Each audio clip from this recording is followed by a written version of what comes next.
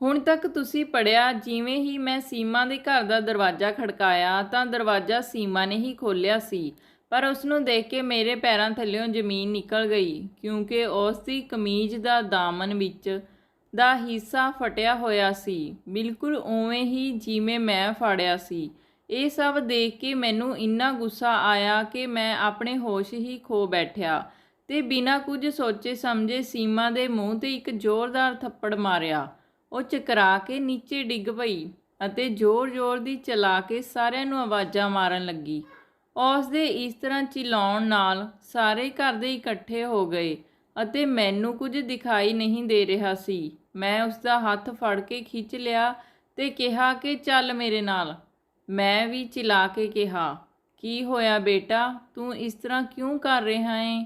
ਮੇਰੇ ਸਸੁਰ ਨੇ ਕਿਹਾ, ਤੁਸੀਂ ਇਹ ਸਭ ਆਪਣੀ ਬੇਟੀ ਨੂੰ ਕਿਉਂ ਨਹੀਂ ਪੁੱਛਦੇ? ਕਿਸ ਨੂੰ ਬੇਵਕੂਫ ਬਣਾ ਰਹੀ ਹੈ ਇਹ? ਮੈਂ ਉਸ ਦੀ ਤਰਫ ਇਸ਼ਾਰਾ ਕਰਕੇ ਕਿਹਾ। ਪਰ ਬੇਟਾ ਇਸਨੇ ਕੀ ਕੀਤਾ ਹੈ? ਮੇਰੇ ਸਸੁਰ ਨੇ ਮੇਰਾ ਹੱਥ ਫੜ ਕੇ ਨਰਮੀ ਨਾਲ ਪੁੱਛਿਆ। ਮੈਂ ਕਿਹਾ ਕਿ ਇਸ ਨੂੰ ਪੁੱਛੋ ਕਿ ਇਸ ਦੀ ਕਮੀਜ਼ ਕਿਵੇਂ ਫਟੀ ਹੈ। ਮੇਰੀਆਂ ਗੱਲਾਂ ਸੁਣ ਕੇ ਸਭ ਹੈਰਾਨ ਹੁੰਦੇ ਹੋਏ ਇੱਕ ਦੂਜੇ ਵੱਲ ਦੇਖ ਰਹੇ ਸਨ, ਪਰ ਇਸ ਦੀ ਕਮੀਜ਼ ਤਾਂ ਹੁਣੇ-ਹੁਣੇ ਦਰਵਾਜ਼ੇ ਦੀ ਲੱਗੀ ਕੀਲ ਵਿੱਚ ਫਸ ਕੇ ਪਟੀ ਹੈ, ਉਹ ਕਹਿਣ ਲੱਗੇ, ਅਤੇ ਸੀਮਾ ਹੁਣ ਤੱਕ ਜ਼ਮੀਨ ਪਰ ਬੈਠੀ ਰੋਈ ਜਾ ਰਹੀ ਸੀ। ਇਹ ਸਭ ਨਹੀਂ ਹੋ ਸਕਦਾ, ਤੁਸੀਂ ਸਭ ਇਸ ਦੇ ਨਾਲ ਮਿਲੇ ਹੋਏ ਹੋ। ਮੈਂ ਆਪਣੇ ਆਪੇ ਤੋਂ ਬਾਹਰ ਹੋ ਚੁੱਕਿਆ ਸੀ ਤੇ ਸੀਮਾ ਨੂੰ ਘਸੀਟਦਾ ਹੋਇਆ ਉੱਥੋਂ ਲੈ ਆਇਆ। ਉਸ ਦੇ ਮਾਤਾ-ਪਿਤਾ ਗਿੜਗਿੜਾਉਣ ਲੱਗੇ, ਪਰ ਮੈਨੂੰ ਕੁਝ ਸੁਣਾਈ ਨਹੀਂ ਦੇ ਰਿਹਾ ਸੀ। ਸੀਮਾ ਪੂਰੇ ਰਸਤੇ ਰੋਂਦੀ ਰਹੀ, ਪਰ ਮੈਨੂੰ ਹੁਣ ਉਸ 'ਤੇ ਬਿਲਕੁਲ ਵੀ ਤਰਸ ਨਹੀਂ ਆ ਰਿਹਾ ਸੀ। ਘਰ ਆ ਕੇ ਮੈਂ ਗੁੱਸੇ ਵਿੱਚ ਕਿਹਾ ਕਿ ਮੈਨੂੰ ਦੱਸ, ਕੀ ਚੱਕਰ ਹੈ ਤੇਰਾ ਰਾਹੁਲ ਨਾਲ? ਇਹ ਤੁਸੀਂ ਕੀ ਕਹਿ ਰਹੇ ਹੋ? ਇਹ ਕੀ ਪਾਗਲਪਨ ਹੈ? ਤੁਸੀਂ ਇੰਨਾ ਗਲਤ ਕਿਵੇਂ ਸੋਚ ਸਕਦੇ ਹੋ? ਮੇਰਾ ਗੁੱਸੇ ਨਾਲ ਬੁਰਾ ਹਾਲ ਸੀ। ਮੈਂ ਉਹਨੂੰ ਕਿਹਾ ਕਿ ਜੇ ਤੂੰ ਸੱਚ ਦੱਸ ਦੇਵੇਂਗੀ ਤਾਂ ਮੈਂ ਤੈਨੂੰ ਕੁਝ ਨਹੀਂ ਕਹਾਂਗਾ, ਪਰ ਉਹ ਲਗਾਤਾਰ ਇਨਕਾਰ ਕਰਦੀ ਜਾ ਰਹੀ ਸੀ। ਅਚਾਨਕ ਮੈਂ ਦੇਖਿਆ ਕਿ ਉੱਥੇ ਪੁਲਿਸ ਪਹੁੰਚ ਗਈ ਸੀ। ਉਹਨਾਂ ਵਿੱਚੋਂ ਇੱਕ ਮਹਿਲਾ ਕਾਂਸਟੇਬਲ ਨੇ ਆਉਂਦੇ ਹੀ ਮੇਰੇ ਹੱਥਾਂ ਵਿੱਚੋਂ ਸੀਮਾ ਨੂੰ ਛੁਡਾਇਆ ਤੇ ਉਸ ਨੂੰ ਸੋਫੇ 'ਤੇ ਬਿਠਾ ਦਿੱਤਾ ਤੇ ਉਸ ਦਾ ਬਿਆਨ ਲੈਣ ਲੱਗੀ, ਜਦ ਕਿ ਮੈਨੂੰ ਹੱਥਕੜੀ ਪਹਿਨਾ ਦਿੱਤੀ ਗਈ ਸੀ। ਇਹ ਸਭ ਕੀ ਹੈ? ਮੈਂ ਪੁੱਛਿਆ।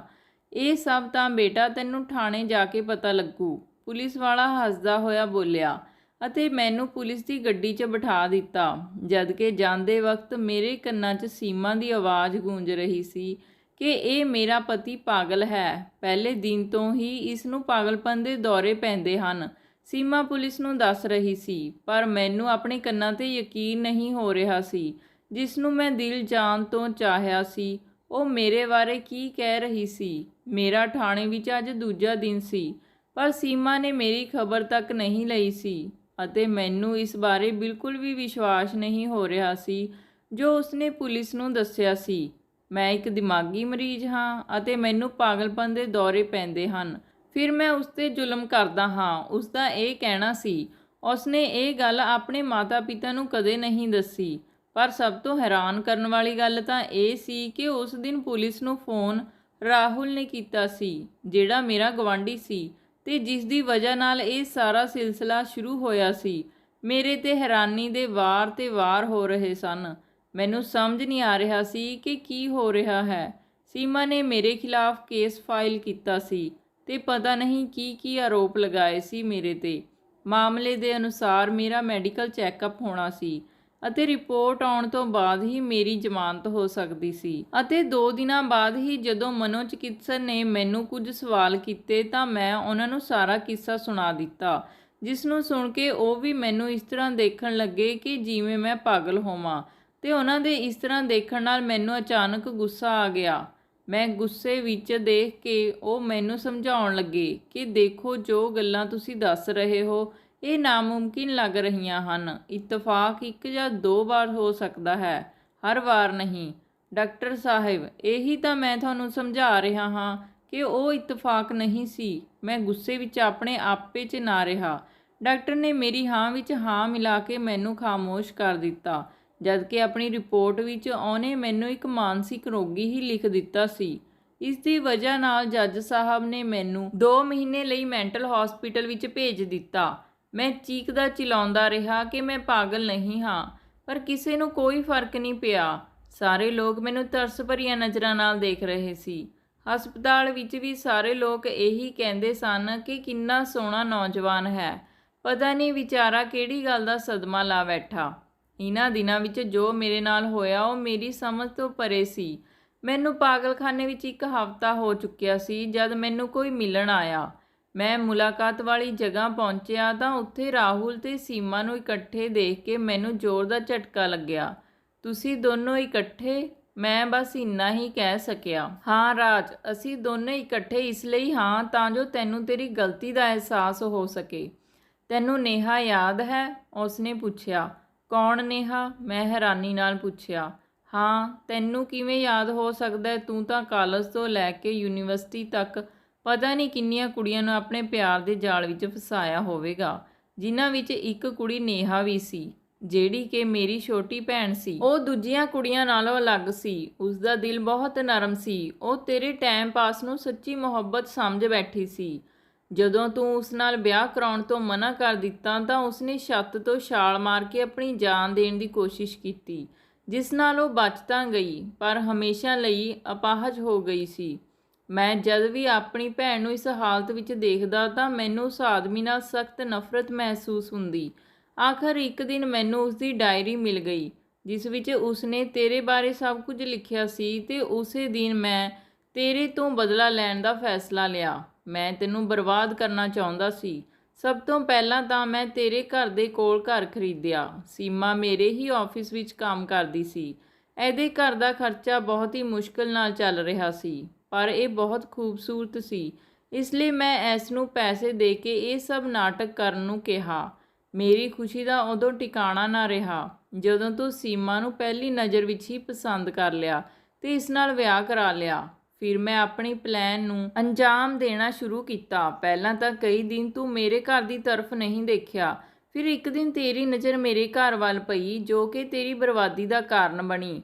ਇੰਨਾ ਹੀ ਨਹੀਂ, ਮੈਂ ਸੀਮਾ ਨੂੰ ਕੁਝ ਦਵਾਈਆਂ ਵੀ ਦਿੱਤੀਆਂ ਸਨ, ਜਿਨ੍ਹਾਂ ਨਾਲ ਤੂੰ ਆਪਣਾ ਹੋਸ਼ ਖੋ ਬੈਠੇ ਤੇ ਤੈਨੂੰ ਗੁੱਸਾ ਆਉਂਦਾ ਰਹੇ ਤੇ ਤੈਨੂੰ ਦੇਖ ਕੇ ਹਰ ਕੋਈ ਪਾਗਲ ਸਮਝੇ। ਇਹ ਸਭ ਦੱਸਦੇ ਹੋਏ ਉਹ ਬਹੁਤ ਖੁਸ਼ ਲੱਗ ਰਿਹਾ ਸੀ, ਪਰ ਸੀਮਾ ਚੁੱਪ ਖੜੀ ਸੀ। ਹੁਣ ਮੈਨੂੰ ਸਭ ਕੁਝ ਹੌਲੀ-ਹੌਲੀ ਯਾਦ ਆ ਰਿਹਾ ਸੀ। ਜਦ ਮੈਨੂੰ ਗੁੱਸਾ ਨਹੀਂ ਆਇਆ ਕਰਦਾ ਸੀ, ਮੈਂ ਇੱਕ ਨਰਮ ਸੁਭਾਅ ਦਾ ਬੰਦਾ ਸੀ। ਇਹ ਸਭ ਰਾਹੁਲ ਦੀਆਂ ਦਿੱਤੀਆਂ ਦਵਾਈਆਂ ਦਾ ਅਸਰ ਸੀ, ਜਦ ਕਿ ਮੈਨੂੰ ਇੱਥੇ ਸ਼ਾਂਤ ਰਹਿਣ ਦੀ ਦਵਾਈ ਦਿੱਤੀ ਜਾਂਦੀ ਸੀ ਤੇ ਹੁਣ ਮੈਨੂੰ ਪਾਗਲਪਨ ਦੇ ਦੌਰੇ ਵੀ ਨਹੀਂ ਪੈਂਦੇ ਸਨ। ਮੈਂ ਬੜੀ ਮੁਸ਼ਕਲ ਨਾਲ ਆਪਣਾ ਮੂੰਹ ਖੋਲ੍ਹਿਆ ਤੇ ਬੋਲਿਆ, ਨੇਹਾ ਨਾਲ ਜੋ ਕੁਝ ਹੋਇਆ ਉਸ ਦਾ ਮੈਨੂੰ ਅਫਸੋਸ ਹੈ, ਪਰ ਤੂੰ ਬਹੁਤ ਵੱਡੀ ਗਲਤੀ ਕਰ ਦਿੱਤੀ। ਨੇਹਾ ਤੇ ਮੈਂ ਕਲਾਸਮੇਟ ਸੀ, ਪਰ ਨੇਹਾ ਜਿਸ ਰਾਜ ਨੂੰ ਚਾਹੁੰਦੀ ਸੀ ਉਹ ਸਾਡਾ ਸੀਨੀਅਰ ਸੀ। ਮੇਰੀ ਤਾਂ ਕਦੇ ਨੇਹਾ ਨਾਲ ਹੈਲੋ ਹਾਏ ਵੀ ਨਹੀਂ ਹੋਈ ਸੀ। ਉਹ ਹਰ ਵਕਤ ਫਾਈਨਲ ਈਅਰ ਦੇ ਰਾਜ ਨਾਲ ਦਿਖਾਈ ਦਿੰਦੀ ਸੀ, ਜਿਹੜਾ ਕਿ ਇੱਕ ਅਮੀਰ ਬਾਪ ਦੀ ਵਿਗੜੀ ਹੋਈ ਔਲਾਦ ਸੀ। ਮੈਨੂੰ ਨਹੀਂ ਪਤਾ ਸੀ ਕਿ ਨੇਹਾ ਨੇ ਯੂਨੀਵਰਸਿਟੀ ਆਉਣਾ ਕਿਉਂ ਬੰਦ ਕਰ ਦਿੱਤਾ। ਮੈਨੂੰ ਤਾਂ ਸਿਰਫ ਆਪਣੀ ਪੜ੍ਹਾਈ ਨਾਲ ਮਤਲਬ ਸੀ। ਉਸ ਦੀ ਕਲਾਸ ਵਿੱਚ ਹੋਣ ਕਰਕੇ ਤੂੰ ਮੈਨੂੰ ਉਹੀ ਰਾਜ ਸਮਝ ਲਿਆ ਤੇ ਮੇਰੀ ਜ਼ਿੰਦਗੀ ਬਰਬਾਦ ਕਰਨ ਲਈ ਆ ਗਿਆ। ਘੱਟੋ ਘੱਟ ਕਿਸੇ ਨੂੰ ਪੁੱਛ ਤਾਂ ਲੈਂਦਾ ਕਿ ਨੇਹਾ ਨਾਲ ਕੌਣ ਸੀ। ਸਦਮੇ ਅਤੇ ਦਰਦ ਨਾਲ ਮੇਰਾ ਬੁਰਾ ਹਾਲ ਸੀ। ਮੈਨੂੰ ਉਸ ਗੁਨਾਹ ਦੀ ਸਜ਼ਾ ਮਿਲੀ ਸੀ ਜਿਹੜਾ ਮੈਂ ਕੀਤਾ ਹੀ ਨਹੀਂ ਸੀ। ਮੇਰੀ ਗੱਲ ਸੁਣ ਕੇ ਰਾਹੁਲ ਤੇ ਸੀਮਾ ਦੇ ਚਿਹਰੇ ਦਾ ਰੰਗ ਉੱਡ ਗਿਆ, ਜਦਕਿ ਮੈਂ ਸੰਤੁਸ਼ਟ ਸੀ। ਉਸ ਦਿਨ ਤਾਂ ਉਹ ਚਲੇ ਗਏ, ਪਰ 2 ਦਿਨ ਬਾਅਦ ਮੈਨੂੰ ਛੱਡ ਦਿੱਤਾ ਗਿਆ। ਉਹਨਾਂ ਦੋਹਾਂ ਨੇ ਆਪਣਾ ਗੁਨਾਹ ਕਬੂਲ ਕਰ ਲਿਆ ਸੀ ਤੇ ਜਦੋਂ ਮੈਨੂੰ ਪਤਾ ਲੱਗਾ ਤਾਂ ਮੈਂ ਆਪਣੇ ਵਕੀਲ ਨਾਲ ਗੱਲ ਕਰਕੇ ਉਹਨਾਂ ਨੂੰ ਮਾफ़ ਕਰ ਦਿੱਤਾ। ਜਦੋਂ ਮੈਂ ਆਪਣੇ ਘਰ ਵਾਪਸ ਆਇਆ ਤਾਂ ਮੈਂ ਹੈਰਾਨ ਰਹਿ ਗਿਆ, ਕਿਉਂਕਿ ਸੀਮਾ ਉੱਥੇ ਮੇਰਾ ਇੰਤਜ਼ਾਰ ਕਰ ਰਹੀ ਸੀ। ਤੂੰ ਇੱਥੇ? ਹਾਂ ਰਾਜ, ਮੈਂ ਤੁਹਾਡੀ ਗੁਨਾਹਗਾਰ ਹਾਂ। ਮੈਨੂੰ ਮਾफ़ ਕਰ ਦਿਓ। ਜੇ ਤੁਹਾਡੇ ਦਿਲ ਵਿੱਚ ਮੇਰੇ ਲਈ ਥੋੜ੍ਹੀ ਜਿਹੀ ਵੀ ਜਗ੍ਹਾ ਹੈ ਤਾਂ ਮੈਨੂੰ ਆਪਣੀ ਜ਼ਿੰਦਗੀ 'ਚੋਂ ਨਾ ਕੱਢਿਓ। ਰਾਜ, ਤੁਹਾਡੇ ਜਿਹਾ ਇਨਸਾਨ ਮੈਂ ਜ਼ਿੰਦਗੀ ਵਿੱਚ ਕਦੇ ਨਹੀਂ ਦੇਖਿਆ। ਮੈਂ ਤੁਹਾਨੂੰ ਖੋਣਾ ਨਹੀਂ ਚਾਹੁੰਦੀ। ਉਹ ਰੋਂਦੇ ਹੋਏ ਮੇਰੇ ਕਦਮਾਂ ਵਿੱਚ ਡਿੱਗ ਪਈ। ਮੇਰਾ ਦਿਲ ਉਸਦੇ ਹੰਝੂ ਦੇਖ ਕੇ ਪਿਘਲ ਗਿਆ। ਮੈਂ ਉਸਦੇ ਹੰਝੂ ਪੂੰਝਦੇ ਹੋਏ ਕਿਹਾ ਕਿ ਮੈਂ ਤੈਨੂੰ ਮਾफ़ ਕਰਦਾ ਹਾਂ, ਪਰ ਇੱਕ ਗੱਲ ਯਾਦ ਰੱਖੀ ਕਿ ਮੈਂ ਵੀ ਇਨਸਾਨ ਹਾਂ, ਸ਼ਾਇਦ ਵਾਰ-ਵਾਰ ਮਾफ़ ਨਾ ਕਰ ਸਕਾਂ।